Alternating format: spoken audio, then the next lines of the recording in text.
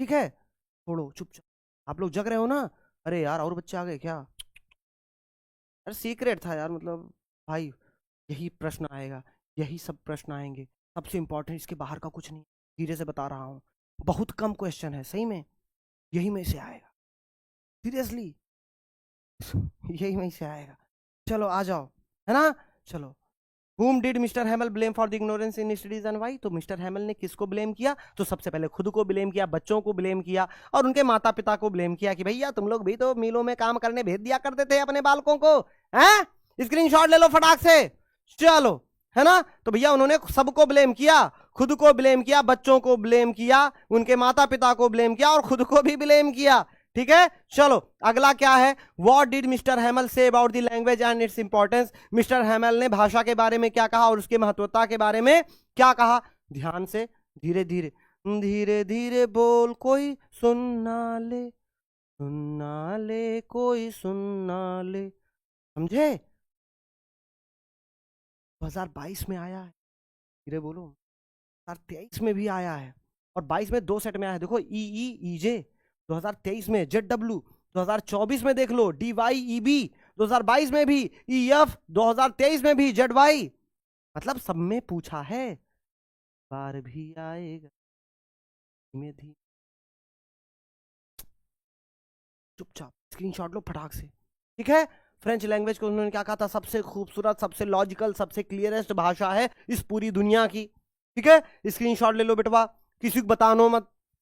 धीरे धीरे, ये सब शेयर मत करना किसी से। तुमने मेहनत करी है, तुम रात में जगे हो, इसका परिणाम सिर्फ तुम्हें मिलना चाहिए, किसी और को नहीं। अगला देख लेते हैं। In the last lesson name the countries who were fighting and describe the content of the bulletin board. तो भैया उन देशों का नाम बताना है जो लड़ रहे थे। तो फ्रांस किससे लड़ रहा था भाई साहब? तो फ्रेंच और जो प्रूशियन है ना, वो दोनों लड़ाई कर रहे थे, यानी प्रशिया और फ्रांस, ये दोनों लड़ रहे थे। ठीक है, जी हाँ। तो ये सारी चीजें भैया स्क्रीनशॉट ले लो फटाक से। और चूंकि भैया फ्रांस ये युद्ध हार चुका था, तो बर्लिन से आदेश आया था। बर्लिन क्या थी? जर्मनी की कैपिटल थी। तो वहां से आदेश आया था कि बल्सेक और लॉरेन के स्कूलों में सिर्फ जर्मन भाषा पढ़ाई जाएगी, फ्रेंच नहीं पढ़ाया जाएगा। यही नोटिस बोर्ड पर लिखा हुआ था। ठीक है, हाँ। प्रूशियन का मतलब होता है प्रशियाई, यानी प्रशिया के रहने वाले लोग। जैसे इंडिया का क्या होता है? इंडियन। इंडिया का इंडियन यानी कि भारत के भारतीय लोग, है ना? तो जैसे प्रशियाई यानी कि प्रशिया के लोग, प्रशियाई उनको हम बोलते हैं। ठीक है, जैसे अमेरिका वालों को क्या बोलते हैं? अमेरिकन, यानी अमरीकी। समझ गए? इसी प्रकार से भैया। चलो, what happened when church clock struck 12? क्या हुआ जब भैया चर्च की घड़ी ने 12 बजाए? तो जैसे ही 12 बजे, मिस्टर हैमल क्या हुए भैया? जैसे ही 12 बजे, तो जो प्रूशियन सोल्जर्स थे वो क्या थे?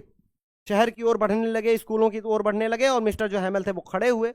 बहुत ही ज्यादा वो उदास थे भैया, अपने चेयर से खड़े हुए, और उन्होंने फेयरवेल जो है वो, यानी आखिरी के शब्द कुछ बोले कि, और वो बोल नहीं पाए, उनका गला रूंध गया, बहुत ज्यादा इमोशनल हो गए, और वो भैया क्लास से चले गए। In what way according to Mr Hamel does the mother tongue serve even in enslaved people? कि भैया जो मातृभाषा है वो गुलाम लोगों की भी सेवा करती है, गुलाम लोगों की भी मदद करती है। किस प्रकार से? मिस्टर हैमल ने कहा है 2023 में भैया ए सेट में आया है। समय कम होने की वजह से और सेट यहाँ पे मेंशन नहीं हो पाए हैं। ये सारे क्वेश्चन बेटवा बहुत इंपॉर्टेंट है, धीरे धीरे स्क्रीनशॉट ले लो, किसी से बताइयो मत। ठीक है, प्रश्न देखो सबसे ज्यादा इंपॉर्टेंट है, आंसर तो आप इसका कहीं से भी याद कर लो, ये मैं कह रहा हूं, समझ रहे हो? क्वेश्चन ज्यादा इंपॉर्टेंट है, आंसर तो अगर आपको इस क्लास का अच्छा लग रहा है, इस क्लास का याद कर लो, कहीं का अच्छा लग रहा है, कहीं का याद कर लो। बना के याद कर सकते हो भैया, बना करके लिख दो, बना करके लिख दो। ठीक है, कहीं से भी लिख लो, लेकिन क्वेश्चन भैया बहुत इंपॉर्टेंट है, क्वेश्चन पर ज्यादा ध्यान दो। ठीक है, ये जो प्रश्न है मेरे दोस्त, मेरे भाई। अगला क्या है? What did mister Hemal write on the black board with a piece of chalk? तो अपने भैया चॉक के टुकड़े से ब्लैक बोर्ड पे क्या लिखा? तो उन्होंने क्या लिखा था? Long live France. लेकिन कौन सी भाषा में? फ्रेंच भाषा में। तो भैया फ्रेंच भाषा में उसका क्या मतलब हुआ? वीवा ला फ्रांस, यानी कि फ्रांस जिंदाबाद। इंग्लिश में लिखते तो क्या लिखते? Long live France. लेकिन उन्होंने फ्रेंच भाषा में लिखा था वीवा ला फ्रांस, इसका मतलब होता है लॉन्ग लिव फ्रांस, यानी फ्रांस जिंदाबाद। ठीक है, दूसरा चैप्टर आ गया। देखो कितने कम थे शॉर्ट में, कितने कम क्वेश्चन, बस इतने याद कर लो, इतने याद कर लो मेरे दोस्त, इससे बाहर का कहीं नहीं आएगा। ठीक है, लॉस्ट स्प्रिंग, चलो लॉस्ट स्प्रिंग में चले आओ। Who was Mukesh? Where did he belong and what was his ambition? Mukesh कौन था, वो कहां से बिलोंग करता था, उसका एम्बिशन क्या था?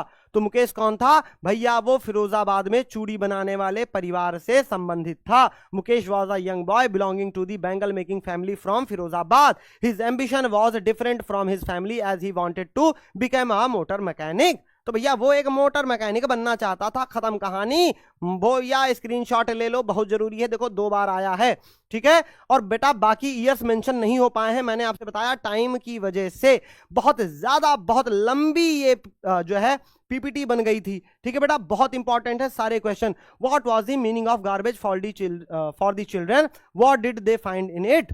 तो भैया गार्बेज यानी कि जो कूड़ा था उसका बच्चों के लिए क्या मतलब था और वो इस कूड़े में क्या पाते थे? तो भैया बच्चों के लिए ये जो कूड़ा था ये आश्चर्य में लिपटा हुआ खजाना था, रैप्ड इन वंडर्स, है ना जी। क्यों? क्योंकि कभी वो यहाँ पर 1 रुपए का नोट पाते थे और कभी 10 रुपए का नोट भी पा जाया करते थे, ठीक है। तो उनके लिए बहुत ही ये क्या था?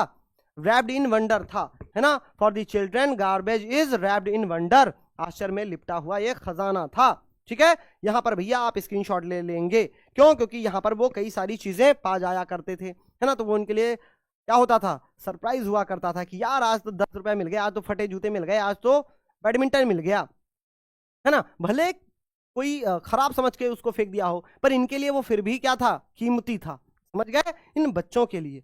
चलो बेटा स्क्रीनशॉट ले लो, अगला बढ़ते हैं, है ना। वाई डिड साहब join the job eight milk booth, what was he paid for his service?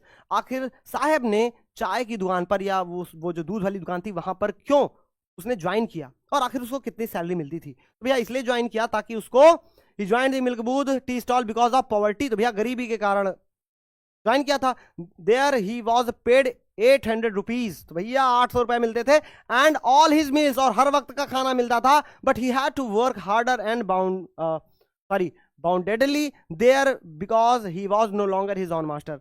अब वो वहां पर बंधा हुआ था, क्यों? क्योंकि वो खुद का मालिक नहीं रह गया, तो उसको 800 रुपए तो मिल रहे थे, हर वक्त का खाना तो मिल रहा था, लेकिन जैसे पहले ये बेपरवाह हुआ करता था, इसके ऊपर किसी का बंधन नहीं था, आजाद था, खुद का मालिक था, लेकिन अब ये किसी और का मालिक हो चुका था। स्क्रीनशॉट ले लेंगे बेटा, ठीक है। चलिए आगे बढ़ते हैं। Where is Seemapuri situated? Seemapuri कहां से था? Seemapuri is a place on the outskirts of Delhi border, तो भैया दिल्ली के बॉर्डर पर सीमापुरी एक जगह है। चलो अगला है, describe the life of rag pickers at Seemapuri. Seemapuri पर या सीमापुरी इलाके में जो रैग पिकर्स कूड़ा बीनने वाले लोग रहते हैं उनके जीवन के बारे में वर्णन करना है भाई साहब। तो वहां 10,000 से भी ज्यादा परिवार रहते हैं, ठीक है बेटा।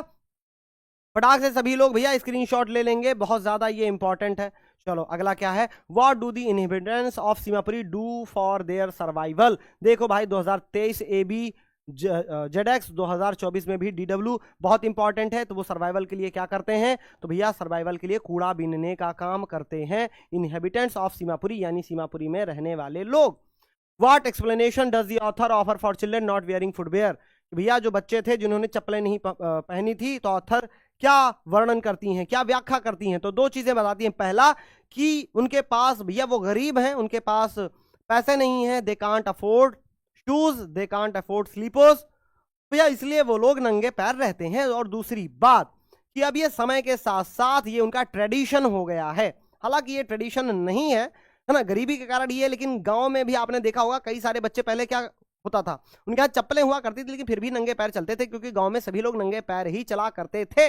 इस प्रकार से वो बताती हैं कि भैया दूसरा क्या है, ये ट्रेडिशन भी बन चुका है, ठीक है जी हाँ। चलो अगला देखते हैं, what are the hazards of working in glass bangle industry? कि भैया जो कांच का उद्योग है वहां पर काम करने में क्या क्या हजार्ड्स हैं, ठीक है, क्या क्या परेशानियां, क्या क्या कठिनाइयां, क्या क्या खतरे हैं, ठीक है भैया। तो खतरों के बारे में बताना है, किसके बारे में?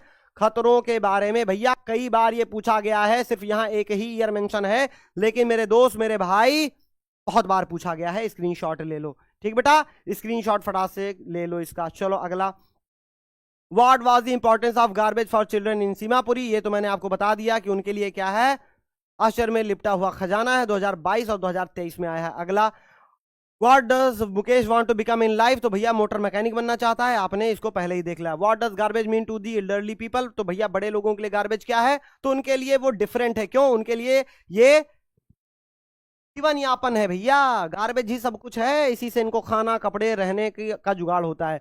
What was the utility of garbage for the poor children in Seemapuri, तो उनके लिए ये गोल्ड के जैसा है। अगला है ना, what did the children find in garbage, the children find a rupee or even a 10 rupees note in the garbage heap, तो कभी उनको 1 रुपया मिलता है, कभी 10 रुपए मिल जाते हैं।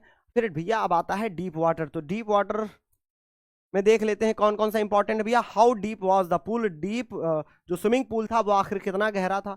What was there inside the water, आखिर पानी में वहां क्या था। The pool was only 2 or 3 feet deep at the shallow end and 9 feet deep at the other end, तो भैया एक तरफ जहां पानी कम था, जो पानी क्या था छिछला था, वहां 2 या 3 ही फीट था, और जो गहरा वाला अंत था उसका वो लगभग 9 फीट था। There was nothing inside the water except the yellow thing, तो भैया पानी के सिवाय कुछ भी नहीं था, ठीक है, सब कुछ पीला पीला ही था, पानी पानी ही था, ठीक है। चलो, वॉट टेरर सीज्ड डगलस, तो कौन से आतंक ने डगलस को जकड़ लिया। What was its effect on him, और इसका उस पर क्या प्रभाव पड़ा, तो ये डर था, पानी का फियर था, है ना भैया। चलो, तो ये आपको बता देना है, ठीक है। चलो, ये स्क्रीनशॉट ले लीजिए। What did the author think when he was drowning in deep water, तो वो क्या सोच रहा था, तो वो बहुत ज्यादा डर गया था, उसको लगा वो मर जाएगा, उसको तैराकी नहीं आती थी। चलो अगला, what did the instructor do to train Douglas, ये बहुत इंपॉर्टेंट है, बहुत ज्यादा मोस्ट इंपॉर्टेंट, अगर मैं बोल दूं तो भैया ये गलत नहीं होगा, ठीक है जी हाँ भैया। देखो स्क्रीनशॉट ले लो, मैंने बताया बहुत कम बेटा क्वेश्चन आंसर यहाँ पे करवा रहा हूं, और यही क्वेश्चन आंसर आपको एग्जाम में देखने को मिलेगा, 110%, मेरी गारंटी है। इसके बाहर का एक भी क्वेश्चन नहीं आएगा। What was childhood incident that made Douglas afraid of water, तो बचपन की क्या घटना थी, बार बार यही प्रश्न पूछेगा, है ना। चलो, what was the pride of the author Douglas and why he subdued it. The author hated to walk naked into pool and show his skinny legs, but he subdued his pride and did it. तो भैया उसको अपने नंगे जो पैर है ना उसको पानी में दिखाने में डर लगता था, ठीक है। चलो अगला, दी रेड ट्रैप, तो भैया रेड ट्रैप, आपको रेड ट्रैप के भी क्वेश्चन आंसर देख लीजिए। Who was the red trap seller, how did he make them, he was a peddler who used to wander here and there selling red traps of wire, तो वो इधर उधर विचरण करने वाला एक घुमंतु व्यक्ति था जो कि तारों से चूहेदानियां बनाया करता था, ठीक है। चलो अगली भैया, अगला प्रश्न, what happened with the red trap seller into the woods, क्या हुआ उसको वुड्स में, तो भैया वुड्स में वो फंस गया था, ट्रैप्ड हो गया था, और उसको लगा कि वो फंस गया है, अब निकल नहीं पाएगा। What Christmas present did एडला receive from the peddler, why did she give a little cry of Joy, तो भैया एडला को क्या क्रिसमस गिफ्ट मिला पेडलर के द्वारा, और एडला क्यों खुशी के आंसू निकल आए। भाई साहब, एडला को गिफ्ट में क्या मिला, तो एडला को पता चल चुका था कि जो ये पेडलर था वो एक चोर था, लेकिन जब चोर गया तो उसने एडला के लिए एक छोटा रेड ट्रैप यानी कि चूहेदानी वो छोड़ करके गया था, और उस चूहेदानी के अंदर उसके द्वारा एक बूढ़े किसान के जो पैसे चुराए गए थे 30 क्रॉनर नोट्स, वो 30 क्रॉनर नोट्स भी था, और उसी के साथ साथ एक लेटर भी था जो उसने एडला के लिए लिखा था, और उसमें लिखा था कि ये पैसे जो हैं ये आप उस गरीब किसान को दे दीजिएगा जिसके 30 क्रॉनर ये हैं, और दूसरा क्या आपने मेरी इतनी खातिरदारी करी तो मैं उसका आपका आभारी हूं, है ना। तो अब ये लेटर सुनकर के एडला को बड़ा अच्छा लगा, क्यों, क्योंकि अब वो बदल चुका था, वो इंसान जो था, वो पेडलर जो चोर था वो अब बदल चुका था, अब वो नेक इंसान बन चुका था। Why did the peddler consider the world as a red trap, तो वो इस पूरी दुनिया को रेड ट्रैप क्यों समझता था कि ये दुनिया क्या है, रेड ट्रैप है। उसको लगता था जैसे रेड ट्रैप में क्या होता है, जो चूहा होता है उसको लालच दिया जाता है कुछ खाने का, ठीक है, बेट्स होती हैं, तो चूहा उस लालच के चक्कर में आता है और इस जाल में फंस जाता है। उसी प्रकार मनुष्य होता है, और ये दुनिया बड़े चूहेदानी जैसी है, ये दुनिया हमें लालच दिखाती है और हम उसमें फंस जाते हैं। तो इस प्रकार भैया वो सोच रहा था। What made the peddler think that he had Indeed fallen into red trap, तो भैया what made the peddler think that he had Indeed fallen into red trap, तो किस घटना ने पेडलर को ये सोचने पर मजबूर कर दिया, या क्या सोचा पेडलर ने कि भैया अब तो मैं खुद ही इस दुनिया रूपी जाल में फंस चुका हूं, ठीक है। तो भैया ये आपका क्या है स्क्रीन, भैया ये क्वेश्चन है, स्क्रीनशॉट ले लीजिएगा। From where did peddler get the idea of word being a red trap, तो वो एक दिन घूम रहा था और वो विचार उसके मन में, उसके दिमाग में कौंधा, स्क्रीनशॉट ले लेंगे। Why did the man selling red trap resort to begging and petty thievery, क्यों, अपने जीवन यापन करने के लिए उसको भैया छोटी मोटी चोरियां करनी पड़ती थी। What did the young girl find in the package when she opened it in, in the last in the lesson the red trap. तो भैया उसमें क्या थे, 30 करोड़ रुपए थे। और वो जो छोटी बच्ची वो कौन है, एडला विल्मैनसन है। चलो, why did the iron master speak kindly to the peddler and invite him home, क्योंकि उसको लगा कि ये उसका दोस्त है ना जी, जो कि भटक गया है और अब शायद मुफलिसी में जिंदगी का गुजारा कर रहा है। तो एक नेक और सच्चे दोस्त का कर्तव्य होता है कि वो अपने दोस्त की मदद करे, इसलिए वो पेडलर को ले करके अपने घर गया था। हालांकि जब आयरन मास्टर ने इनवाइट किया था तो पेडलर उसके घर नहीं गया था। तो आयरन मास्टर की जो बेटी थी एडला विल्मैनसन, वो आई थी इसको मनाने, क्योंकि उसको लगा कि ये उसके फादर के कोई मित्र हैं, पुराने साथी हैं। लेकिन हालांकि वो पुराना साथी नहीं था। ठीक है, अब आते हैं भैया इंडिगो। तो इंडिगो के जो भी इंपॉर्टेंट क्वेश्चंस है वो देख लेते हैं। Why did Gandhi ji chide the lawyers, तो वो लॉयर्स के ऊपर, वकीलों के ऊपर क्यों गुस्साए, क्यों चिल्लाए? तो भैया इसलिए चिल्लाए कि तुम गरीबों को लूट रहे हो, हैं अपने ही भारत के लोगों को लूट रहे हो। स्क्रीनशॉट ले लो। What did Gandhi ji do to improve the miserable condition of the farmers at Champaran, तो उन्होंने वहां क्या किया? तो भैया केस लड़ा, केस जीता अलग बात है, उसके बाद उन्होंने वहां पर क्या किया? स्वच्छता अभियान भी चलाया, कई कार्यकर्ता भेजे, वहां पे साफ सफाई का ध्यान रखा, वहां पर टीचर्स लगवाए, है ना। हाँ, तो भैया हॉस्पिटल्स खुलवाए गए, स्कूल्स खुलवाए गए। तो ये आप स्क्रीनशॉट ले लेंगे। दवाइयों का इंतजाम हुआ। What prompted Gandhi ji to urge the departure of the British, तो Gandhi ji urge for the departure of the British from India, civil disobedience had triumphed for the first time in modern India. तो भैया इस प्रकार से गांधी जी उत्सुक हुए। अगला है what did Rajkumar Shukla do to bring Gandhi ji to Champaran, तो गांधी जी को लाने के लिए, है ना, राजकुमार शुक्ला ने क्या क्या किया? तो राजकुमार शुक्ला ने उनसे रिक्वेस्ट करी और गांधी जी जहां जहां गए, राजकुमार शुक्ला भी वहां वहां उनके साथ गए, जब तक कि गांधी जी ने हाँ नहीं कह दी। अगला, how did Gandhi reach Champaran, Gandhi ji Champaran कैसे पहले? तो भैया मुजफ्फरनगर के थ्रू पहुंचे, ये पूरा आंसर है। बहुत इंपॉर्टेंट है बटवा, स्क्रीनशॉट ले लो। अगला क्या है? पोएट्स एंड पेनकेक्स, इसके भी कुछ इंपॉर्टेंट क्वेश्चन होंगे तो वो हम देख लेते हैं। Why do the celebrities who have become the victim of interview despise it, है ना। पोएट्स एंड पेनकेक्स, भैया ये पोएट्स एंड पेनकेक्स का नहीं है, ये क्या है? ये द इंटरव्यू का है। तो फटाक से भैया ले लो इसका। ठीक है, चलो गोइंग प्लेसेस का देख लेते हैं। गोइंग प्लेसेस का कोई है? सॉरी, गोइंग प्लेसेस का भी नहीं है। ठीक है, चलो लॉन्ग आंसर टाइप क्वेश्चन, बस इतना ही था, इतने इंपॉर्टेंट है, इतने पढ़ लो, इसी में से आएगा, मैं कह दिया। अगला लॉन्ग आंसर टाइप क्वेश्चन। अब लॉन्ग आंसर टाइप क्वेश्चन देख लो, द लास्ट लेसन। ठीक है भैया, देख लो। What was the scene inside the class when Franz reach the school, तो जब भैया फ्रेंच स्कूल में पहुंचा तो क्लास के अंदर का माहौल कैसा था? स्क्रीनशॉट ले लो फटाक से। ठीक है, चलो। How did the announcement of the last lesson affect French, तो किस प्रकार से आखिरी दिन की जो घोषणा थी उसने फ्रेंच को प्रभावित किया। अगला, what is the reason that made mister Hamel declare that the lesson which he was going to teach on that fateful day was to be the last lesson, क्या कारण थे कि मिस्टर हैमेल ने उस दिन घोषणा करी कि वो जो पाठ पढ़ाने जा रहे हैं वो उनका आखिरी पाठ है। स्क्रीनशॉट ले लेंगे, बहुत इंपॉर्टेंट है बेटवा। फिर आ जाओ, बस इतना है, खत्म कहानी, बस इतना है यार, इससे ज्यादा दूंगा ही नहीं। चुप रहना, धीरे धीरे स्क्रीनशॉट लेना। मैंने क्या बोला? धीरे धीरे बोल, कोई सुनना ले, सुनना ले, कोई सुनना ले, रात भर जगे हो मेरे भैया तुम। तो ये फायदा मिले सिर्फ तुमको, स्क्रीनशॉट ले लो। लॉस्ट स्प्रिंग के भी कुछ ही क्वेश्चन हैं। पहला, mention the हजार्स of working in the glass Bengal industry, देखो पॉइंट वाइज में 3 ठो लिखा है, फटाक से लिख दो। ठीक है, फटाक से भाई साहब लिख दो, पूरे नंबर मिल जाएंगे, कोई नंबर काट नहीं पाएगा। चलो, how is Mukesh different from the other Bengal makers of Firozabad, तो उसके अलावा कोई और सोच ही नहीं पा रहा है कुछ और बनने का। कम से कम मुकेश ने कार मैकेनिक, मोटर मैकेनिक बनने का सोचा, तो ये भी इंपॉर्टेंट था। अगला, describe the plight of rag pickers as depicted in the lesson lost spring, तो जो कूड़ा बीनने वाले लोग हैं उनकी दुर्दशा के बारे में वर्णन कीजिए। भैया स्क्रीनशॉट ले लो। ठीक है, describe the life of people working in the glass Bengal factory, तो भैया जो कांच के उद्योग में, है ना, जो चूड़ी बनाने वाले कांच उद्योग में जो लोग काम कर रहे हैं उनके जीवन के बारे में वर्णन कीजिए। तो स्क्रीनशॉट ले लीजिए। खत्म कहानी, बस इतना ही था, इसके ऊपर कुछ नहीं आएगा मेरे दोस्त, मैं कह रहा हूं, वादा कर रहा हूं मेरे भाई मेरे दोस्त, इसके बाहर कुछ नहीं आएगा, जो आएगा यहीं से आएगा बस। डीप वाटर, चलो अब डीप वाटर की ओर आ जाओ। Describe Douglas struggle at the pool, यानी कि जो डगलस साहब हैं इनका संघर्ष स्विमिंग पूल में किस प्रकार रहा उसका वर्णन करना है।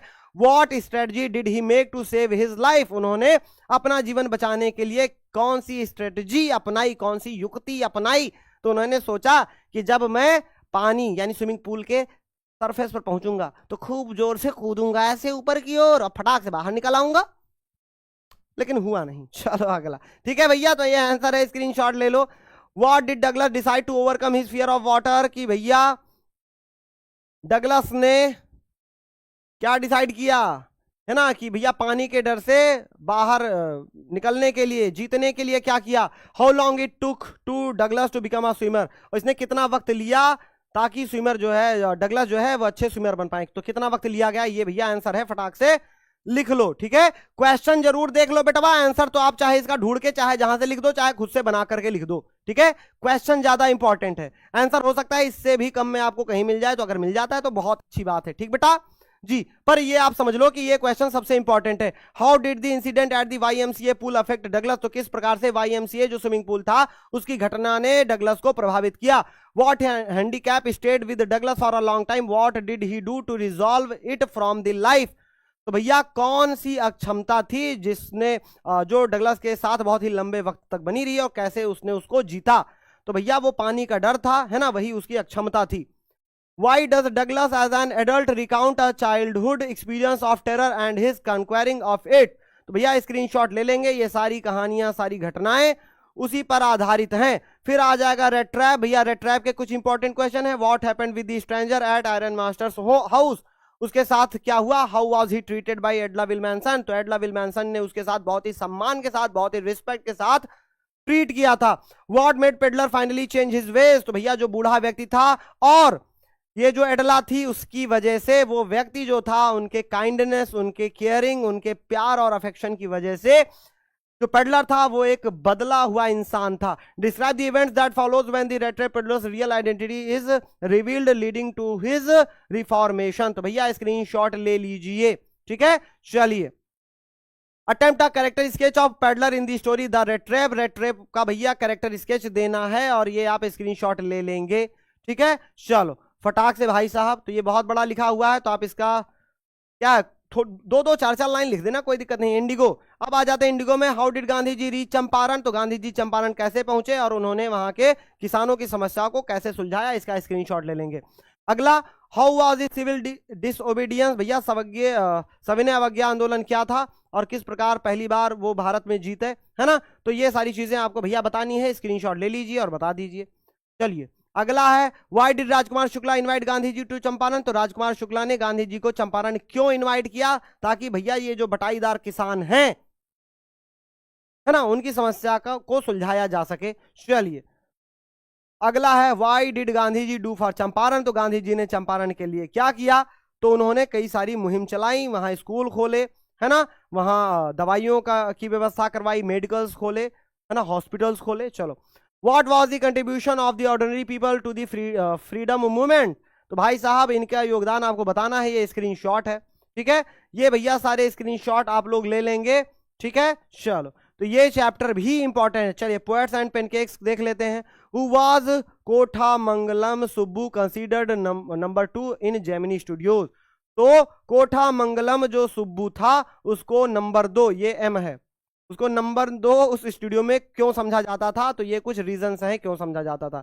फिर भैया आ जाओ द इंटरव्यू, अरे द इंटरव्यू नहीं भैया वही है, चलो, है ना, गोइंग प्लेसेस देखते हैं, हो सकता है ना हो कोई भी, हाँ तो इसके कोई भी इंपॉर्टेंट नहीं है। अब पोएट्री का देख लेते हैं, समझ गए, पोएट्री भैया पोएट्री के देख लो। चलो, माई मदर एट 66, ठीक है, driving from my parents home to Cochin last Friday morning, I saw my mother beside me, doze open mouthed, her face ashen like that type of corpse. ठीक है, अब इस पर भैया अनसीन पैसेज देखो, इसके क्वेश्चन पूछे गए हैं, क्या है, from where was the poet driving and when, तो पोएट कहां के लिए जा रही थी, तो अपने माता पिता के घर से कोचिन एयरपोर्ट जा रही थी, कब, लास्ट फ्राइडे मॉर्निंग, यही लिख देना है। ठीक है, what was the poet's mother doing in the vehicle, तो वो क्या कर रही थी, तो डोज ओपन माउथेड, यानी उनका मुंह खुला हुआ था लेकिन वो ऊंघ रही थी, हल्की नींद में थी। The poet's mother was doing with open mouthed in the vehicle, हो गया। How was the face of the poet's mother looking like, तो भैया उनका फेस कैसा दिखाई दे रहा था, तो आपने पढ़ा कैसा दिखाई दे रहा था, her face ashen like that of a corpse, उनका चेहरा ऐसे मुरझाया हुआ था जैसे मानो कि किसी लाश का चेहरा हो, तो उनका चेहरा कैसे था भैया, मानो किसी लाश का चेहरा हो, was looking like of a cops, ठीक है। Name the poem and the poet of the above lines, तो भैया पोएम का नाम है माय मदर एट 66 और पोएट का नाम है कमला दास जी, ठीक है, ये हो गया। चलिए अगला, and realize with pain and that she was as old as she looked but soon put that thought away. From where was the poet driving and when, तो भैया अभी अभी मैंने आपको बताया सेम वही है। What was the poet's mother doing in the vehicle, ये भी आपने देख लिया। How was the face of the poet's mother looking like, ये भी देख लिया। Name the poem and poet, तो भैया ये भी आपने देख लिया। अगला, driving from my parents home to Cochin last Friday morning I saw my mother beside me, doze open mouthed, her face ashen like that of a cops. तो कई बारी यही प्रश्न आया है, देखो, है ना। What did the poet realize after seeing her mother's face, तो भैया उन्होंने क्या महसूस किया? The poet realize that she was as old as she looked, तो उन्होंने ये आभास किया कि उनकी माता जी अब इतनी बूढ़ी हो चुकी हैं जितनी कि वो दिखाई दे रही हैं। What did the poet realize, तो पोएट ने आखिर क्या आभास किया, क्या महसूस किया? The poet realized the pain, तो उन्होंने दुख आभास किया। भैया क्या दुख? कि उनकी माताजी अब बूढ़ी हो चुकी हैं, अपनी माताजी से बिछड़ने का दुख, अपनी माताजी को बूढ़ा देखने का दुख उनके अंदर था। What did the poet put away, तो वो डिस्टर्बिंग थॉट कि उनकी माताजी अब बूढ़ी हो गई, इस विचार को उन्होंने खुद से दूर कर दिया, ठीक है। चलो स्क्रीनशॉट ले लो, अगला बढ़ते हैं। And looked out at young trees sprinting the merry children spilling out of their homes but after the airport security check standing a few yards away I looked again at her. What did the poet see outside the vehicle, तो भैया क्यों देखा, क्या देखा उन्होंने बाहर? The poet saw outside the young trees were sprinting, तो भैया छोटे छोटे जो पेड़ पौधे थे वो स्प्रिंटिंग कर रहे थे, यानी दौड़ रहे थे भाई साहब, ठीक है। The merry children were spilling out of their homes, और जो खुशनुमा बच्चे थे, जो खुश बच्चे थे, वो अपने घरों से तेजी से बाहर निकल रहे थे। अगला, what happened after the airport security check, तो एयरपोर्ट के सिक्योरिटी चेक के बाद क्या हुआ? The poet looked again at her mother, यानी कि पोएट ने अपनी माता की ओर दोबारा से देखा। Where the poet was stood near the airport, the poet stood a few yards away from the airport security check, तो वो भैया कुछ गज की दूरी पर खड़ी थी। Van pale as a late winter's moon and felt that old familiar ash my childhood's fear, but all I saw was see you soon amma, all I did was smile smile and smile। क्या हो जाएगा? How the poet's mother looked and compared, तो भैया the poet's mother looked van pale and she was compared with a late winter's moon, तो इस stanza में उनको शरद ऋतु के चंद्रमा जैसा, मतलब उससे तुलना की गई है, ठीक है। जिस प्रकार उसकी जो ब्राइटनेस है, जो ग्लोरी है, वो कम हो जाती है, जो उसकी क्या होती है भैया? ब्राइटनेस, ठीक है, तेज चमक कम हो जाती है, उसी प्रकार की माता जी का जो बढ़ती उम्र के कारण जो क्या था, चमक था, वो कम हो गया था, ठीक है। What did the poet feel, poet क्या फील कर रही थी? The poet felt that old familiar ash her childhood's fear, तो उन्होंने अपना पुराना परिचित दर्द क्या था वो उसको महसूस कर पा रही थी। What did the poet do at the time of farewell, तो फेयरवेल के वक्त पर यानी अलविदा, है ना, विदा लेते वक्त उन्होंने क्या किया, क्या किया आखिर? तो भैया वो बोलना चाहती थी लेकिन वो सिर्फ इतना ही बोल पाई, सी यू सून अम्मा। वो बहुत कुछ करना चाहती थी, वो सिर्फ वही कर पाई, क्या? स्माइल स्माइल एंड स्माइल, यानी कि वो सिर्फ मुस्कुरा पाई। At the time of farewell the poet only said that she would see amma soon and she the poet smiles only till the end, और वो सिर्फ हंसी मुस्कुराई। अगला पोएम है कीपिंग क्वाइट, क्या है भैया? कीपिंग क्वाइट है। चलिए फटाक से देखिए। Now we will count to 12 and we will all keep still for once on the face of the earth, let's not speak in any language, let's stop for 1 second and not move our arms so much. चलो आगे बढ़ते हैं। What does the poet से in the first 2 lines, तो क्या कहता है भैया कि चुपचाप रहो। To count to 12 and we will all keep still, कि वो 12 तक गिनेगा, सब लोग शांत रहो। What does the poet want once on the face of the earth, तो वो चाहता है कि एक बार हम धरती के पृष्ठ पर खड़े होकर के कुछ भी ना बोले भाई साहब, और हम कुछ भी ना करें, हम कोई भी भाषा ना बोलें। चलो what does the poet want for 1 second, तो 1 सेकंड के लिए वो क्या चाहता है? Not to move our arms so much, यानी हम अपने हाथों को क्या है, बिल्कुल भी ना हिलाएं भाई साहब, ऐसे ऐसे, ठीक है। चलो name the poem and poet of the above lines, कि भैया कौन है, कौन सी ये कविता है? तो कविता का नाम है कीपिंग क्वाइट। किसने लिखा है? पोएट कौन है? पैब्लो नेरूडा जी हैं। हो गया। चलो आगे बढ़ते हैं। It would be an exotic moment without rush without engines, we would all be together in a sudden strangeness. फटाक से, what would be an exotic moment, कि यही कि 12 तक गिनती गिनेंगे, सब लोग शांत खड़े होंगे, तो ये एग्जॉटिक मोमेंट होगा। What would be the speciality of the that exotic moment, तो भैया कोई भी शोर नहीं होगा, है ना, किसी भी प्रकार का रश, किसी भी प्रकार का शोर, भाग दौड़ नहीं होगा इस वक्त। What would happen with us then, तो भैया उसके बाद क्या होगा, if we attend this exotic moment we would all be together in a sudden strangeness, तो हम लोग एक विचित्र से माहौल में भैया होंगे। Fisherman in the cold sea would not harm whales and the man gathering salt would look at his hurt hands. क्या हो जाएगा भाई साहब, what would happen in the cold sea, तो कोल्ड सी में क्या होगा, तो मछुआरे मछलियों को नहीं मारेंगे। In the cold sea fisherman would not harm whales who would look at his hurt hands, तो भैया वह लोग जो नमक इकट्ठा कर रहे हैं, the man gathering salt would look at his hurt hands, ठीक है। What would the man gathering salt do, the man gathering salt will stop for a while and tend to see his wounded hands, तो भैया जो लोग नमक इकट्ठा कर रहे हैं वो क्या करेंगे, नमक इकट्ठा करना बंद करेंगे और अपने घायल हाथों की देखभाल करेंगे, ठीक है। चलिए भाई साहब, which moment is poet talking about, कौन से मोमेंट, तो भैया तो the poet is talking about the moment of silence, तो ये क्षण के पलों के बारे में बात कर रहा है। किन पलों के बारे में बात कर रहा है, तो चुप्पी वाले पल, शांति वाले पलों के, क्षणों के बारे में बात कर रहा है, ठीक है। चलिए भाई साहब आ जाओ, those who prepare green Wars, वह लोग जो हरा युद्ध तैयार करते हैं, यानी कि जो लोग प्रकृति के विरुद्ध युद्ध करते हैं। अगला, वॉर्स विद गैस, जो लोग गैस के साथ युद्ध करते हैं। वॉर्स विद फायर, आग के साथ युद्ध करते हैं। विक्ट्री विद नो सर्वाइवर्स, ऐसी जीत जहां पर कोई भी जीवित नहीं बचता। Would put on clean clothes, वह सभी लोग स्वच्छ कपड़े पहन लेंगे। And walk about with their brothers, और वो अपने भाइयों के साथ पैदल चलेंगे, वॉक करेंगे। इन दी शेड, छांव में चलेंगे। डूइंग नथिंग, बिना कुछ किए हुए। क्या हो जाएगा, war types of war are prepared by the person, लोगों के द्वारा किस प्रकार के वॉर तैयार किए जा रहे हैं, तो भाई नेचर के विरुद्ध, है ना, गैस के साथ, ठीक है, फायर के साथ, भैया ये सारे युद्ध जो है लोगों के द्वारा तैयार किए जाते हैं। What is the end of such Wars, तो ये भैया क्या होता है, तो भैया कोई भी जीवित नहीं बचता है, ऐसी चीज जहां पर कोई भी सर्वाइवर नहीं रहता है। What would such person do after keeping quiet, तो ऐसे लोग क्या करते हैं भैया, ऐसे लोगों को क्या करना चाहिए, तो ऐसे लोगों को छांव में अपने भाइयों के साथ स्वच्छ कपड़े पहन करके चलते रहना चाहिए और इन्हें कुछ भी नहीं करना चाहिए। What I want should not be confuse with total inactivity, life is what it is all about. I want no truck with death if we were not so single minded about keeping our lives moving and for once could do nothing. Perhaps a huge silence might interrupt this sadness of never understanding ourselves and of threatening ourselves with death. अब क्या हो जाएगा, what does the poet want, the poet wants readers not to be confused with total inactivity. How would a huge silence interrupt if we would not single-minded about keeping our lives moving and for once could do nothing? A huge silence would interrupt. The poet does not want lifelessness. यानी कि भैया inactivity, silence has to be only a brief moment of introspection. तो भैया ये जो शांति का पल है ये आत्मनिरीक्षण का पल होना चाहिए। हमारे जो पोएट हैं वो ये चाहते हैं। वाई डू वी फियर, तो हम क्यों डरते हैं, तो भैया हम डरते हैं क्योंकि हम कभी खुद को नहीं समझ पाते हैं और हम खुद को मौत के जोखिम में डालते रहते हैं। Perhaps the earth can teach us, संभवतः ये पृथ्वी हमें सिखा सकती है, as when everything seems dead, जब सब कुछ मृत प्रतीत होता है, and later proves to be alive, और बाद में जीवित प्रतीत होता है।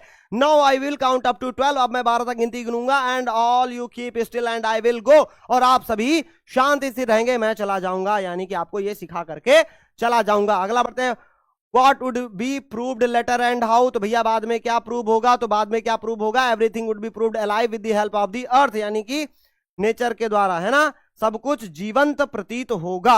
अगला, व्हाट डज द पोएट से एट लास्ट, तो पोएट आखिरी में क्या कहते हैं कि वो 12 तक गिनती गिनेंगे और वो चले जाएंगे, सभी लोग शांत रहेंगे, स्थिर रहेंगे, ठीक है, यही आंसर हो गया। चलो अगला क्या है, what lesson does the earth teach us, तो भैया अर्थ क्या है, अर्थ हमें सिखाएगी, there is life under apparent stillness, it means that we can still be alive even if we appear to be still or calm. तो भैया हम भी क्या है, अगर हम शांत रहेंगे तब पर भी हम काम कर सकते हैं, अगर हम इससे रहेंगे तब पर भी काम कर सकते हैं, जैसे कि नेचर करती है धैर्य के साथ। तो अगर हम धैर्य रखें तब पर भी हम काम कर सकते हैं, ठीक है। What remains alive when everything seems to be dead, तो क्या remains alive, यानी कि only the earth is alive when everything else appears to be dead। तो जो अर्थ होती है केवल वही क्या होती है भैया, अलाइव, यानी कि जीवंत प्रतीत होती है।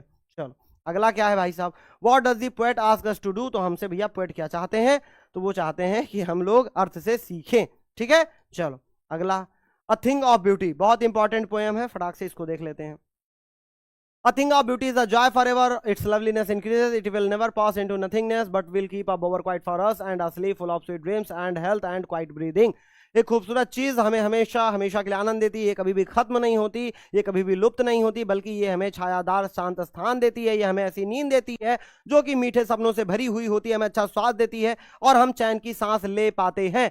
What is the Joy for ever? तो भैया thing of beauty is the Joy for ever.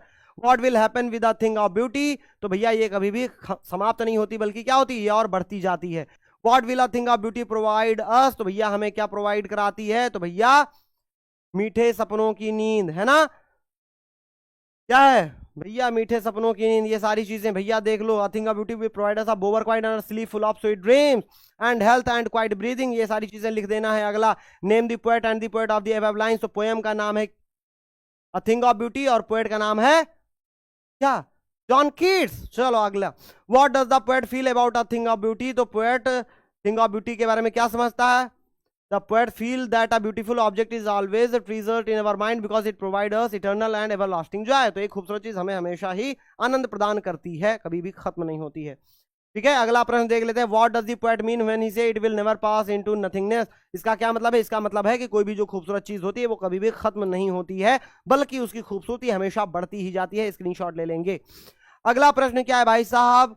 Point out the figure of speech in the statement. तो इसमें क्या है? Thing of beauty is a joy for ever. तो यहां पर metaphor हो जाएगा. अगला, how is the thing of beauty is a joy for ever? तो कैसे भैया कोई भी खूबसूरत चीज जो होती है वो जॉय फॉर एवर होती है? तो यहां पर आंसर हो जाएगा. ठीक है, an object a beauty never fades with the passage time rather in multiplies with the passing of time. तो ये हमेशा बढ़ती रहती, यही मतलब है.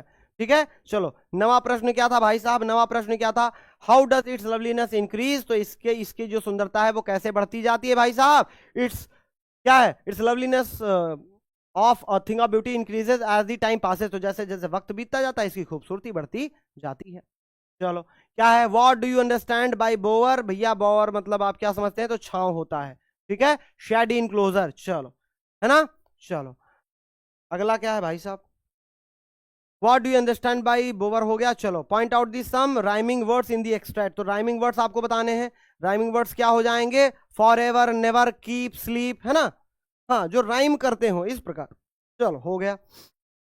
And such too is the grandeur of the domes we have imagined for the mighty dead. All lovely tales that we have read or heard, an endless fountain of immortal drink pouring unto us from the heavens bring.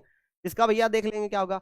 What is the meaning of the grandeur of the domes? So grandeur of the domes means the presence of joy even in sadness. ये भी हो सकता है. चलो, who are mighty dead? Our ancestors who did the brave deeds and contributed to the society are mighty dead. What have we heard or read in the lovely tales? In all lovely tales we have heard or read are a source of endless pleasure for us, which is the what is the endless fountain of immortal drink that the poet refers to in the poem? Endless fountain of immortal drink means an endless pleasure in the poem. ठीक है, चलो भाई साहब screenshot फटाफट लेते जाओ सभी लोग. और रोड साइड स्टैंड आ गया है. चलिए, the little house was out with a little new shed in front at the edge of the road where the traffic is spread. A roadside stand that too pathetically pled it would not be fair to say for a dole of bread, but for some of the money, the cash whose flow supports the flower of cities from sinking and withering faint. अगला देख लेते हैं. What was there in front at the edge of the road? तो क्या था? The little old house, the roadside stand was there in front at the edge of the road. तो भैया नया छप्पर था. अगला, What would not be fair to say? तो क्या कहना उचित नहीं होगा? तो ये कहना उचित नहीं होगा कि ये लोग भीख मांग रहे हैं. What was the plea of a roadside stand? तो उसकी क्या गुजारिश है? तो भैया वो चाह रहा है कि कोई लोग रुके और उसे कुछ कैश पैसा मिल जाए, कुछ सामान उससे खरीद लें. Aunt Jennifer's tigers. तो भैया आंट जेनिफर्स टाइगर्स के, है ना, इस चैप्टर को देख लें. Aunt Jennifer's tigers prance across a screen bright topaz dungeons of a world of green. They do not fear the man beneath the tree. They pace in sleek chivalric certainty. Who prance where and why? तो aunt Jennifer के जो tiger है वो उछल कूद कर रहे हैं. कहाँ कर रहे हैं, क्यों कर रहे हैं? तो भैया वो इसलिए कर रहे हैं, है ना, ताकि वो दिखा पाए अपनी फ्रीनेस और ब्रेवरी, अपनी आजादी दिखा पाए.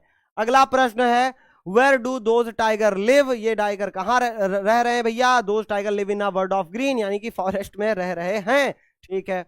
What specialities of those tigers are mentioned in this stanza, तो क्या विशेषता है टाइगर की? Those tigers do not fear from the man standing under the tree and they run very fast effectively and confidence and surety. तो ये किसी से नहीं डरते हैं भैया, उनसे भी नहीं जो मनुष्य पेड़ के नीचे हैं, और ये निर्भीक हैं, ठीक है, ये आत्मविश्वास के साथ बहुत ही प्राउड के साथ ये चलते हैं, दौड़ते हैं, उछल कूद करते हैं। What is the title of the poem from which the above extract has been taken? Who is the composer of the poem? तो भैया पोएम का नाम है रोड साइड स्टैंड, और इसको लिखा है किसने? तो भाई साहब इसको किसने लिखा? सॉरी सॉरी सॉरी सॉरी, है ना, सॉरी सॉरी। चलो भैया ये कौन सी पोएम है? तो इस पोएम का नाम है ऑन जेनिफर टाइगर, और इसको किसने लिखा है? एडविन रिच जी ने लिखा है। इतना ज्यादा पढ़ा दिया हूं कि भैया पोएम का नाम ही दूसरा हो गया। सर 5 बज गए, 5 बज गया क्या? कोई बात नहीं, थोड़ा सा पढ़ लो बेटवा, ठीक है बेटवा, थोड़ा सा पढ़ लो।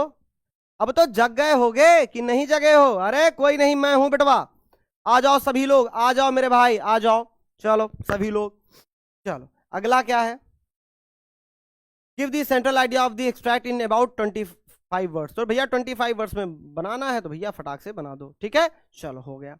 अगला क्या है? Write down the rhyming words in the above extract. Rhyming words आपको बताना है, तो ग्रीन स्क्रीन, है ना, स्क्रीन ग्रीन हो गया, ट्री सर्टेनिटी हो गया। चलो अगला क्या है? How do Jennifer's tigers behave, तो उनके टाइगर्स कैसे बिहेव कर रहे हैं? Full of grace and elegance, ठीक है। चलो अगला क्या है? Why do the tigers not fear the man beneath the tree, तो वो टाइगर्स क्यों नहीं डरते हैं वह मनुष्य जो पेड़ के नीचे हैं? तो भैया नहीं डरते हैं क्योंकि वो फियरलेस हैं, निर्भीक हैं, बहादुर हैं। चलो अगला क्या है? How do the tiger pace, tiger कैसे दौड़ते हैं? तो भैया in elegant and brave pace, तो भैया वो बहुत ही निर्भीकता के साथ दौड़ते हैं। ऑन जेनिफर्स फिंगर्स फ्लटरिंग, तो उनकी उंगलियां कांप रही हैं। थ्रू हर वूल, उनके ऊनों के द्वारा। Find even the every needle heartful, यहां तक कि हाथी के दांत से बनी हुई जो सुई है उसको भी वो बहुत ही मुश्किल से खींच पा रही हैं। The massive weight of uncle's wedding band sits heavily upon on Jennifer's hand, और अंकल की जो शादी की अंगूठी है वो इनकी उंगली पर बहुत ही भारी तरीके से बैठी हुई है। चलो अगला भैया क्या कह रहा है? What is said about Aunt Jennifer's fingers, तो उनके उंगलियों के बारे में क्या कहा गया है? तो उनकी उंगलियां क्या है? कपकपा रही हैं, ठीक है, जब वो बुनाई कर रही हैं तब। What do you understand by the word massive? massive का मतलब क्या होता है भैया? हैवी या फिर वेटी, यानी कि बहुत ज्यादा भारी। What is suggested by the line the massive weight of uncle's wedding band, तो ये क्या बता रही है? तो बता रही है ये भैया ये हैवी है क्योंकि ये रिस्पॉन्सिबिलिटीज है ना, जो शादी के जीवन के बाद की जो जिम्मेदारियां होती हैं ये उसको रिप्रेजेंट कर रही हैं, जिससे आंट जेनिफर घिरी हुई हैं।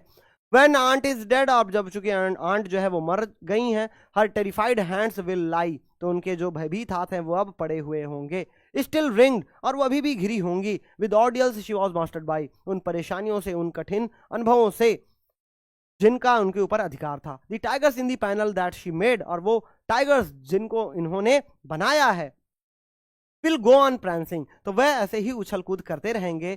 Proud and unafraid, यानी कि एकदम गर्व के साथ, बिना किसी से डरे हुए। Why Aunt Jennifer's hand are said as terrified, तो क्यों भैया उनकी उंगलियों को बहुत ही भयभीत बताया गया है? तो वो भैया इसलिए भयभीत बताया गया है, even after her death she would not be free from the ordeals she went through the suffering when she was alive, तो इसलिए भैया घिरा हुआ, बहुत घबराया हुआ बताया गया, क्योंकि अब अभी भी वो आजाद नहीं है उन सारी परेशानियों से जब वो जीवित थी, जिनसे उनका सामना हुआ था, ठीक है। चलो What was she mastered? She was mastered by the audience with the ring in her hands, ठीक है, उनकी उंगलियों में जो क्या है, जो अंगूठी है भाई साहब, तो वो उनका बंधन है, ठीक है। चलो What will happen with the tigers made by Aunt Jennifer, तो वो उसी प्रकार से बिना किसी से डरे हुए उछल कूद करते जाएंगे। Name the poem and the poet of the above line, तो भैया पोएम का नाम है ऑन जेनिफर्स टाइगर और पोएट का नाम है एडविन रिच। चलो अब भैया सेंट्रल आइडिया, तो देखो सेंट्रल आइडिया 5 सेंट्रल आइडिया में से आप कोई सा भी 3 याद कर लो, एग्जाम में यही आएगा, इस बात की पूरी गारंटी मेरे दोस्त मेरे भाई मैं लेता हूं,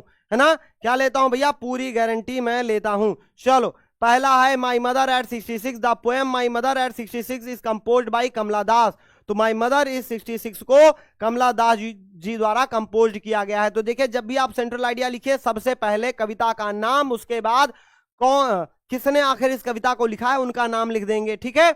अब अगर आपको सेंट्रल आइडिया यानी कि उस पोएम के बारे में कुछ कहानी उसकी आपको पता है कि आखिर इस कविता में किस बारे में कहा गया है, तो आप उसको खुद से बना करके लिख सकते हैं, ठीक है।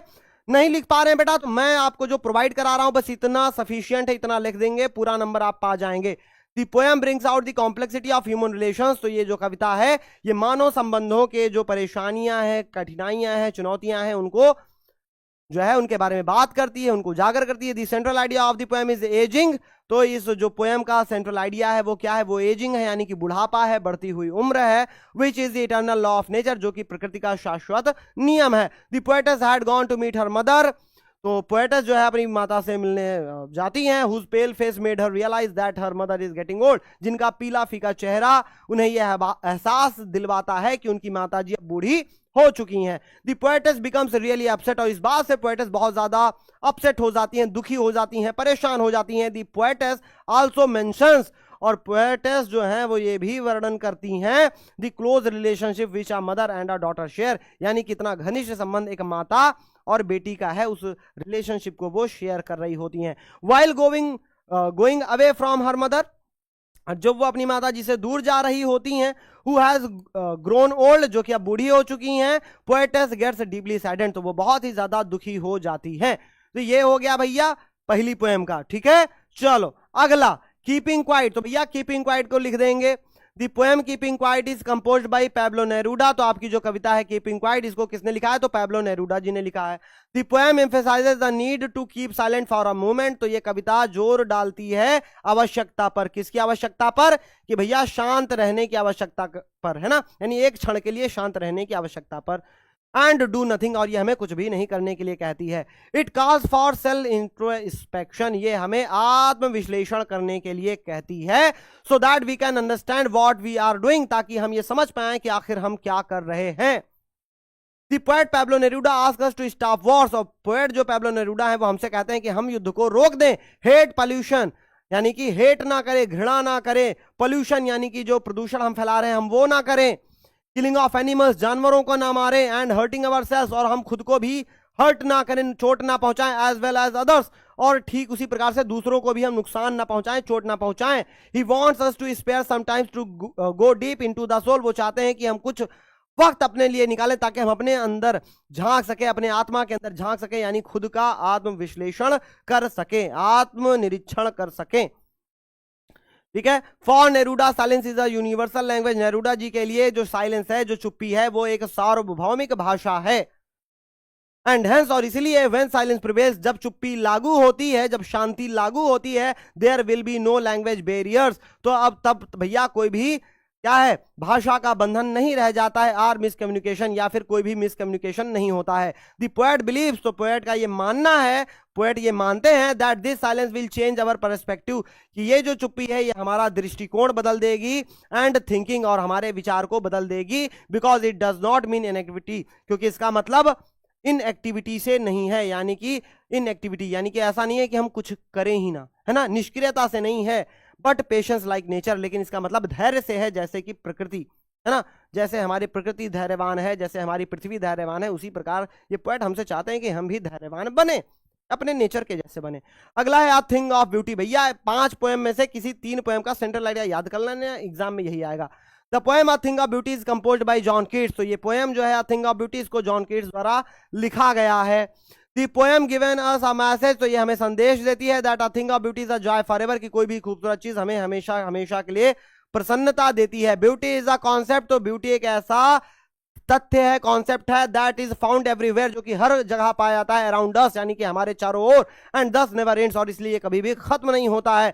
We can find beauty in everything around us, हम किसी भी चीज में जो हमारे आसपास है हम उसमें खूबसूरती को पा सकते हैं, खूबसूरती ढूंढ सकते हैं। चलो, अब earth is full of innumerable beautiful things that are a part of nature, हमारी पृथ्वी असंख्य खूबसूरत चीजों से भरी पड़ी है, और हमारी प्रकृति उसका क्या है, हिस्सा है, ठीक है। चलो, जो कि हमारे नेचर के हिस्से हैं ना, सारी खूबसूरती जो भी खूबसूरत चीजें हैं। अकॉर्डिंगली, इसके अनुसार भैया things of beauty encourages us to move forward, तो भैया इसी अनुसार जो खूबसूरती होती है, कोई भी चीज जो खूबसूरत होती है, जो खूबसूरत चीजें होती हैं, वो हमें प्रोत्साहित करती हैं कि हम जीवन में आगे बढ़ें, बी हैप्पी, हम खुश रहें, एंड बी पीसफुल, और हम शांतिपूर्ण तरीके से रहें। It moves away the Pal of misery, ये हमारे जो दुख है भैया उसके आवरण को छांट देती है। सौरो, जो हमारी परेशानियां होती हैं, चिंताएं होती हैं, डिसअपॉइंटमेंट्स, हमारी हताशा होती है, उन सबको क्या करती है, ये दूर कर देती है, हमारे जीवन से है ना, यानी हमारे जीवन से नेगेटिविटीज को दूर कर देती है। अगला है रोड साइड स्टैंड, यानी कि सड़क के किनारे छप्पर, है ना, जो सड़क के किनारे वाला छप्पर होता है, छप्पर का मतलब वो जो छोटी वाली दुकान होती है ना, वो भैया ये इसका नाम है, ठीक है। The poem our roadside stand is composed by Robert Frost. इस पोएम को रॉबर्ट फ्रॉस्ट द्वारा लिखा गया है। इन दिस पोएम, तो इस कविता में Robert Frost tries to depict the lives of poor people of villages. तो इस कविता में रॉबर्ट फ्रॉस्ट जी जो हैं वो गरीब लोगों के जीवन का, जो गांव के गरीब लोगों के जीवन का को क्या है उनका वर्णन करने का प्रयास कर रहे हैं। द पोएट डिस्क्राइब, तो ये कविता वर्णन करती है the sad situation of economically underfed rural people, यानी कि जो इकोनॉमिकली अंडरफेड है, यानी कि जो आर्थिक रूप से अल्प पोषित गांव के गरीब लोग हैं उनके जीवन के बारे में, उनके जीवन की बुरी स्थिति के बारे में भैया वर्णन करती है। हु आर ऑफन फूल्ड, जो कि अक्सर मूर्ख बनाए जाते हैं, बाय कनिंग पीपल, यानी कि धूर्त लोगों के द्वारा जो लोग अक्सर मूर्ख बनाए जाते हैं। Who are responsible for their pitiful condition, और ये जो धूर्त लोग हैं ये जिम्मेदार हैं इस खराब दुर्दशा के लिए, इस दयनीय दुर्दशा के लिए, स्थिति के लिए। The rich people of the city do not care for the poor people, और जो शहर के अमीर लोग हैं ये गांव वालों की परवाह नहीं करते हैं। If they do stop at the road side stand, और अगर ये वो सड़क के किनारे वाली छोटी सी जो दुकान होती है अगर उसके किनारे वो कभी रुकते भी हैं, it is to known about directions, तो ये या तो रास्ता पूछने के लिए रुकते हैं और टू कंप्लेंट, या फिर ये शिकायत करने के लिए रुकते हैं। They do not by anything from the stand, तो ये स्टैंड से कुछ भी नहीं खरीदते हैं। दस इसलिए द पोएट होप्स, तो ये जो हमारे पोएट हैं ये उम्मीद करते हैं, क्या करते हैं, for the betterment of the country side dwellers, कि भैया ये जो गांव के लोग हैं इनकी उन्नति के लिए प्रार्थना करते हैं। But himself can not do anything about it, लेकिन वो अकेले इन सबके बारे में कुछ भी नहीं कर सकते हैं। तो वो रीडर से कहते हैं कि भैया आप लोग ही सोचो, है ना, तो आप लोग कभी भी अगर कहीं घूमने टहलने जा रहे हो तो अगर कोई गांव का गरीब व्यक्ति, है ना, कोई क्या है फ्रेश वेजिटेबल्स बेच रहा है, फ्रूट्स बेच रहा है, ठीक है, तो आप वहां पर जाके खरीदारी कर सकते हो। क्यों? क्योंकि वो एक तो फ्रेश सामान देगा, ऊपर से काफी सस्ता सामान देगा, वह गरीब लोग होते हैं, ठीक है, तो हम उनको अगर कुछ सामान खरीदते हैं इससे उनकी भी मदद हो जाएगी और भैया हम भी खुश हो जाएंगे। ये था। अगला है भैया आंट जेनिफर्स टाइगर, यानी कि आंट जेनिफर के बाग, ठीक है भैया, इसका central area. The aunt Jennifer tiger is composed by Edwin Rich, तो ये जो कविता है आंट जेनिफर टाइगर नामक जो कविता है एडविन रिच जी द्वारा जो है लिखी गई है। इन दिस पोएम, तो इस कविता में Edwin rich addresses the issue of male dominance, तो इस कविता में जो एडविन रिच जी हैं ये पुरुष प्रभुत्व का जो मामला है, जो मुद्दा है उसको बता रही हैं, ठीक है, हाँ। And how it can control a women's body, और कैसे ये एक महिला के बॉडी को कंट्रोल कर सकता है, बट नॉट माइंड, लेकिन वो उनके दिमाग को नहीं कंट्रोल कर सकता है। The poem brings out the struggles, तो ये जो कविता है ये जो संघर्ष है उसको उजागर करती है, एंड कॉन्फ्लिक्ट्स, और जो द्वंद्व होता है उसको उजागर कर रही है ना, उसको उजागर करती है। A women has to go through in a male dominant society, जिससे एक महिला को एक पुरुष प्रभुत्व वाले सोसाइटी में, है ना, एक महिला को जिन भी चुनौतियों का द्वंद्व का सामना करना पड़ता है, ये कविता उसके बारे में प्रकाश डालती है, उसके बारे में उजागर करती है। The aunt Jennifer the protagonist, aunt Jennifer जो कि इस कहानी की मुख्य क्या है, प्रोटोगनिस्ट है ना, यानी कि मेन कैरेक्टर है। इस symbolic of women all over the world, तो ये इस दुनिया में सभी महिलाओं की प्रतीक हैं।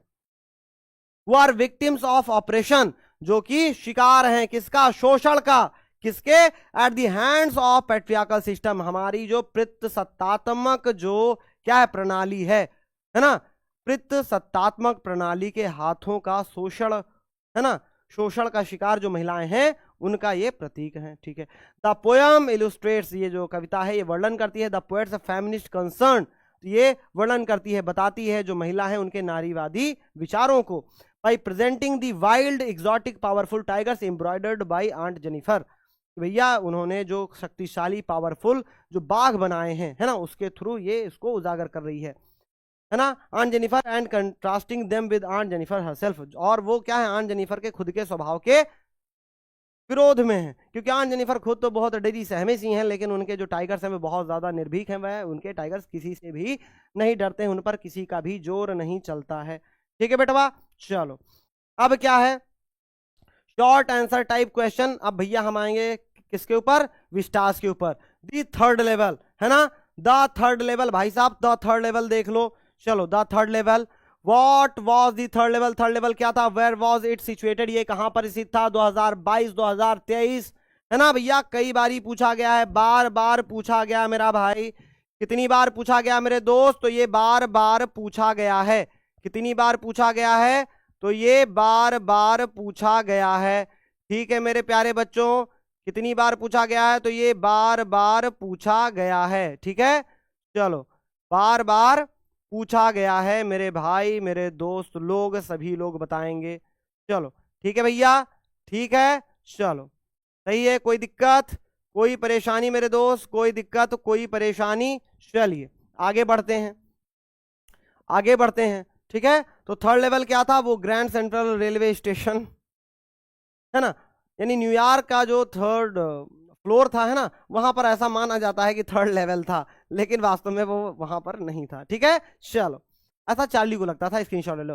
Who was psychiatrist, what did he tell about the third level? Psychiatrist कौन था, उसने क्या बताया? तो उसने भैया पहले यही बताया कि ये तो चार्ली के मन का वहम है ना, चार्ली के मन का वहम है। स्क्रीनशॉट ले लेंगे, बहुत इंपॉर्टेंट प्रश्न है अगला। What did Sam write in his letter to Charlie? ये बहुत ज्यादा इंपॉर्टेंट प्रश्न है बेटा, कि अपने पत्र में क्या है, चार्ली को अपने पत्र में सैम ने क्या लिखा? तो यानी सैम ने एक पत्र लिखा था चार्ली को, तो उसमें क्या लिखा था? तो उसने यही कहा था कि थर्ड लेवल एग्जिस्ट करता है, और तुम और जो लुइजा हैं ये लोग इसकी खोज को बंद मत करना। Why did Sam bought old currency to $800? What did he do to with it? तो सैम ने क्यों पुरानी करेंसी खरीदी लगभग $800 की? तो भैया Charlie got to know that Sam bought $800 worth of old currency. Sam had already gone there in 1890s Gasburg. Charlie hoped Sam would set up a hay and feed business in old Gasburg. तो भैया वो third level पर जाने के लिए, चलो, Why could Charlie never find the third level? तो क्यों नहीं उसको दोबारा मिला? क्योंकि वो उसके क्या है, कल्पनाओं की दुनिया थी। How can one buy old money as describe by Charlie? तो भैया कोई भी व्यक्ति कैसे खरीद सकता है? तो किसी भी एंटीक शॉप में जाकर के वो पुरानी मुद्रा खरीद सकता है। दी टाइगर किंग का भैया, who was the tiger king, how was he named it? तो टाइगर किंग कौन था और उसका नाम कैसे पड़ा? तो भैया जब उसने जन्म लिया तो फिर क्या पता चला? तो भैया एस्ट्रोलॉजर्स ने कहा कि इसकी मृत्यु बाघों द्वारा होगी, और उसके बाद इसने लगभग 99 बाघों को इसने मारा, और चूंकि 99 बाघों को मारा तो इसका नाम टाइगर किंग पड़ गया, और अंत में 100वें बाघ द्वारा खुद ही मार दिया गया। What prediction was made at the tiger Kings birth? तो जब इस राजा का जन्म हुआ तो क्या भविष्यवाणी की गई? तो यही भविष्यवाणी की गई कि इसकी मृत्यु बाघ के द्वारा होगी। ये 99 बाघ तो मार सकता है, लेकिन 100वें बाघ से इसको सावधान रहना पड़ेगा। What did the astrologer tell about the death of the Tiger King? तो एस्ट्रोलॉजर्स ने महाराजा की मृत्यु के बारे में क्या बताया? जो मैंने अभी आपको बताया वही बताया। How did the king save the throne? तो भैया his throne. How much loss did he bear? तो महाराजा ने अपनी गद्दी, है ना, कैसे बचाई? तो भैया जो एक अंग्रेज अफसर आए थे उनकी पत्नी को घूस देके, तो लगभग इन्होंने 50 डायमंड जो रिंग है वो उन्होंने एक भैया अंग्रेज ऑफिसर्स की पत्नी को भेज दिए। ठीक है, लगभग कितना? 50 अंगूठी। ठीक है, हाँ, लगभग, जो कि 3 लाख रुपए के थे भाई साहब, तो 3 लाख रुपए की कीमत के, और इस प्रकार उन्होंने अपने राज्य को बचाया, अपनी गद्दी को बचाया। ठीक है, what was the birthday gift that Maharaja spotted in a toy shop? तो बर्थडे गिफ्ट क्या था? तो एक लकड़ी का, क्या था भैया? एक लकड़ी का वुडन टाइगर था। ठीक है, लकड़ी का था। ठीक है भैया, वुडन टॉय टाइगर था। Why did the tiger king decide to marry? तो शादी करने का क्यों निश्चय किया? क्योंकि भैया वो लगभग 70 बाघ मार चुके थे, उनको 100 बाघ मारना था, उनके राज्य में बाघ खत्म हो चुके थे, तो उन्होंने शादी इसलिए करी ताकि जिस राज्य में ज्यादा बाघ हो उसी राज्य में इन्होंने शादी करी, ताकि जब भी ये घूमने जाएं तो वहां पर बाघों का शिकार कर पाए। अगला है, how did the Maharaja in the story the tiger king eventually kill the 100th tiger?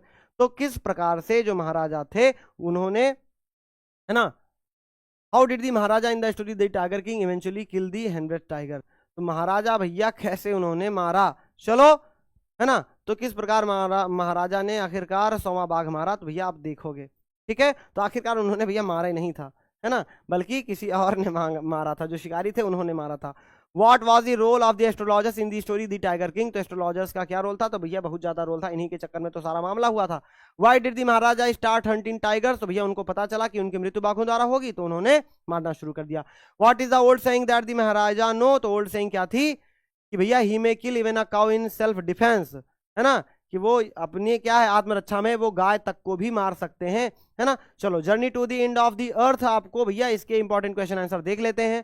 How did the author reach Antarctica? तो ऑथर कैसे पहुंची? तो 100 घंटे के लगभग उन्होंने यात्रा करी थी। इसी 100 घंटे में क्या था, कॉम्बिनेशन था of a car an aeroplane and a ship. In this way she reach Antarctica, और इस प्रकार वो अंटार्कटिका पहुंच गई। What was the wonder author realized reaching Antarctica? तो क्या क्या आश्चर्य था जब वो अंटार्कटिका पहुंची, तो ऑथर ने महसूस करा। स्क्रीनशॉट ले लेंगे। अगला है हु वॉज जेफ ग्रीन, तो जेफ ग्रीन कौन थे। What did he offer to the students, और उन्होंने विद्यार्थियों को क्या मौका दिया, चलिए क्या अवसर प्रदान किया। अगला why was the program students on ice so successful, यानी कि बर्फ पर छात्र कार्यक्रम क्यों इतना ज्यादा सफल हुआ। स्क्रीनशॉट ले लेंगे, बहुत इंपॉर्टेंट है। How is in Antarctica the perfect place to study environmental changes, तो किस प्रकार से भैया चेंज हुआ है ना, कैसे अंटार्कटिका चेंज हुआ भैया, आप फटाक से इसका स्क्रीनशॉट ले लेंगे। Describe the environment of Antarctica, Antarctica के पर्यावरण के बारे में आपको वर्णन करना है, बहुत इंपॉर्टेंट प्रश्न है। What was the chief aim of the students on ice programme, तो भैया इसका मुख्य एम क्या था, यानी कि मुख्य उद्देश्य क्या था इस प्रोग्राम का, ये आपको बताना है।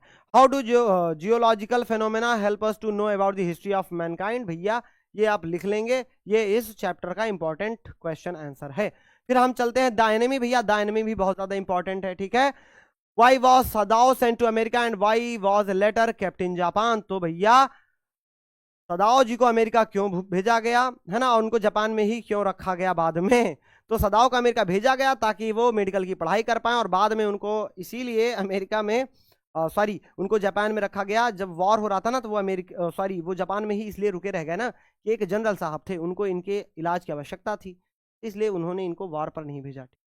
How did doctor Sadao operate the white man, तो किस प्रकार उन्होंने अंग्रेज अफसर की का ऑपरेशन किया, ये आपको बताना है। अगला हु वाज हना, हना कौन थी। हाउ डिड शी मीट सदाओ, और वो सदाओ से कैसे मिली, बहुत इंपॉर्टेंट प्रश्न है।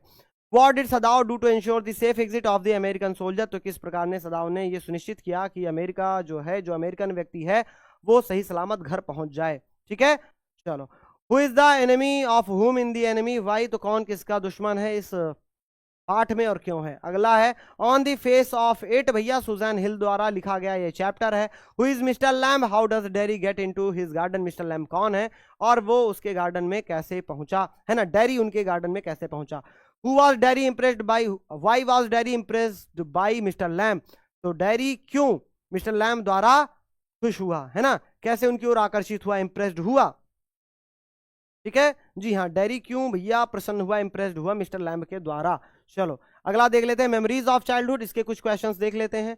Describe in brief Zitkala Sa's experience while getting a haircut, तो उन्हें क्या क्या परेशानियां सहनी पड़ी, ये भैया स्क्रीनशॉट ले लेंगे। अगला है no I will not submit I will struggle first, who said this and what does it suggest, तो ये किसने कहा, तो भैया ये किसने कहा था, तो ये राइटर ने कहा था, ठीक है, जिटकाला साजी ने कहा था। Who was the author Jitkala Sa placed while marching into the dining room? Where was the author Jitkala Sa placed?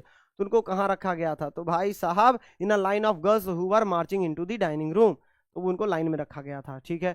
Why did the author brother often go to the library? क्यों अक्सर जाया करता था, तो पढ़ने के लिए जाया करता था, है ना, और किताब उधार लेने के लिए। लॉन्ग आंसर टाइप क्वेश्चन भैया देख लेंगे फटाफट। The third level, the third level के भैया देख लो। Describe the third level as per Charlie, तो चार्ली के अनुसार थर्ड लेवल को आपको डिस्क्राइब करना है भैया, फटाक से आप इसका स्क्रीनशॉट ले लोगे, ठीक है। चलिए आगे बढ़ते हैं, केवल इंपॉर्टेंट क्वेश्चन है बेटा। Who was Sam winner, Sam winner कौन थे। वेयर वाज ही डिसअपियर्ड, आखिर वो कहाँ गायब हो गए। What did he write in his letter to Charlie, उन्होंने अपने पत्र में चार्ली को क्या लिखा।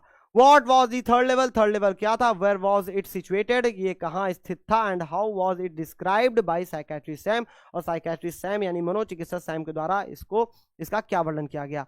हु वाज द साइकियाट्रिस्ट, तो भैया मनोचिकित्सक कौन था, तो सैम विनर था, ठीक है।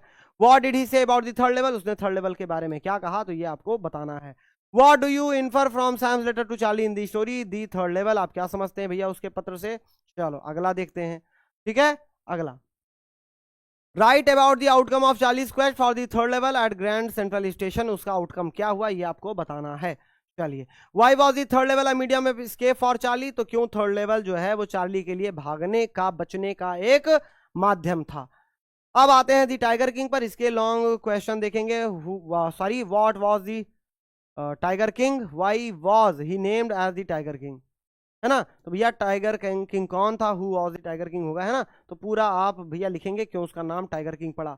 वो how did the Maharaja fulfil his wow, तो महाराजा ने अपनी प्रतिज्ञा को कैसे पूरा किया। What danger did he face while fulfilling it, और क्या क्या कठिनाइयों का उन्होंने सामना किया है ना। चलो अगला, Y did the king kill Henry tiger, तो महाराजा ने सवा किल क्यों मारा, है ना। चलो भैया, तो क्यों मारा, तो भैया क्यों मारा वे तो हम देख लेंगे। चलो, how did Maharaja prepare himself for the Henry tiger, तो महाराजा ने खुद को 100वें बाघ के लिए किस प्रकार तैयार किया। चलो भैया आप लोग लिख लोगे। Journey to the end of the earth, भैया इसका भी स्क्रीनशॉट ले लो। What is there on Antarctica, तो अंटार्कटिका में वहां क्या है। How is sometimes silence interrupted there, तो किस प्रकार कभी कभी जो चुप्पी है वो वहां पर इंटरप्ट करती है। What was the students on ice programme, आखिर स्टूडेंट्स ऑन आइस प्रोग्राम क्या है। व्हाट वाज इट्स एम, भैया इसके क्या उद्देश्य हैं। Describe Antarctica in your own words on the basis of the lesson journey to the end of the earth, आपको Antarctica के वातावरण के बारे में, इन्वायरमेंट के बारे में बताना है। Assess the human impact on Antarctica, चलो भैया ये भी आप लिख लेंगे, स्क्रीनशॉट ले लेंगे।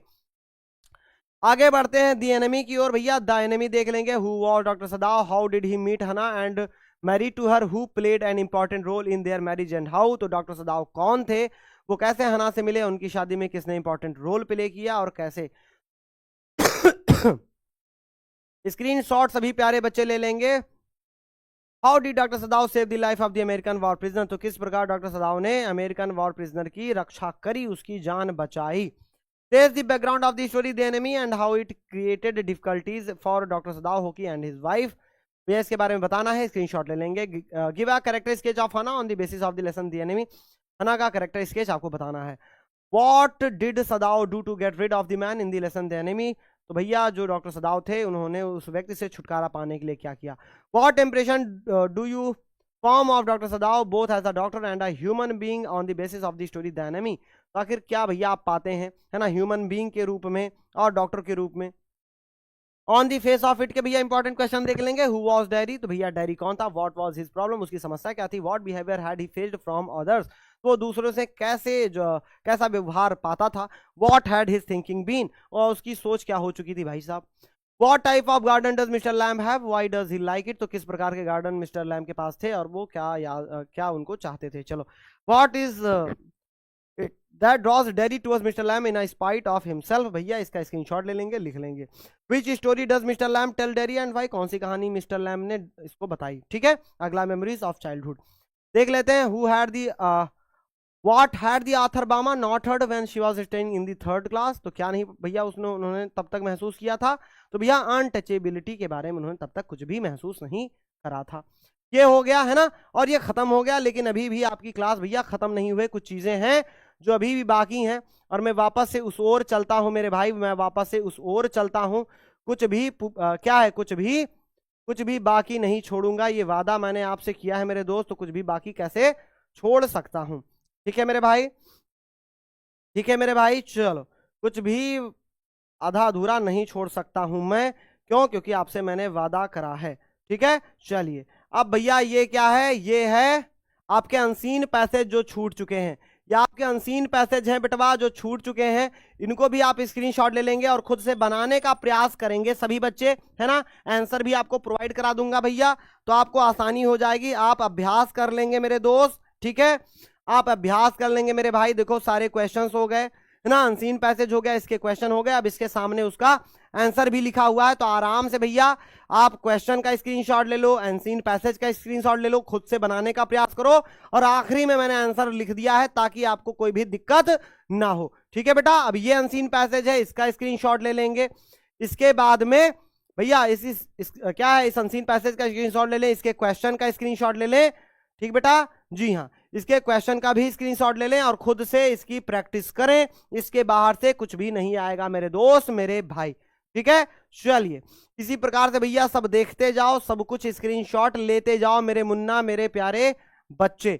ठीक है बेटा, चलो तो ये अनसीन पैसेज है, इसके क्वेश्चंस देख लेंगे और इसी प्रकार से इसके आंसर्स भी हम देख लेंगे, इनकी प्रैक्टिस कर लेंगे मेरे भाई। ठीक है, चलो तो भाई साहब देख लीजिए, ये सारे बोर्ड एग्जाम में पूछे गए हैं, 2024 में बेटा ये पूछा गया है। ठीक है, चलो ये भैया हो गए इसके क्वेश्चंस, अब हम इनके आंसर्स को देखेंगे, क्या है, हम इनके आंसर्स को भी देख लेंगे। देखो बेटा ये इसके आंसर्स हैं। ठीक है बेटा, सब कुछ देख लेंगे। चलो ये अगला अनसीन पैसेज है मेरे भाई, स्क्रीनशॉट ले लो, इसके क्वेश्चंस देख लो और इसके सामने इनके आंसर्स लिखे हुए हैं, इनको हम देख लेंगे, खुद से बनाने का प्रयास करेंगे। अगर आपने बेटा प्रैक्टिस कर ली, आपके पास अभी भी बहुत वक्त है, अगर डेली एक अनसीन पैसेज भी प्रैक्टिस कर ली बेटा, तो इसके बाहर कुछ भी नहीं आएगा। ठीक है बेटा, चलिए तो ये भैया ये आप स्क्रीनशॉट लेते जाओगे बेटवा, स्क्रीनशॉट लेते जाओगे। ठीक है, स्क्रीनशॉट लेते जाओगे, खुद से प्रैक्टिस करते जाओगे। बार बार मैं बता रहा हूं, मैं आपसे रिक्वेस्ट भी कर रहा हूं। ठीक है बेटा, जी हाँ, तो आप इसके क्वेश्चन आंसर्स का स्क्रीनशॉट ले लेंगे।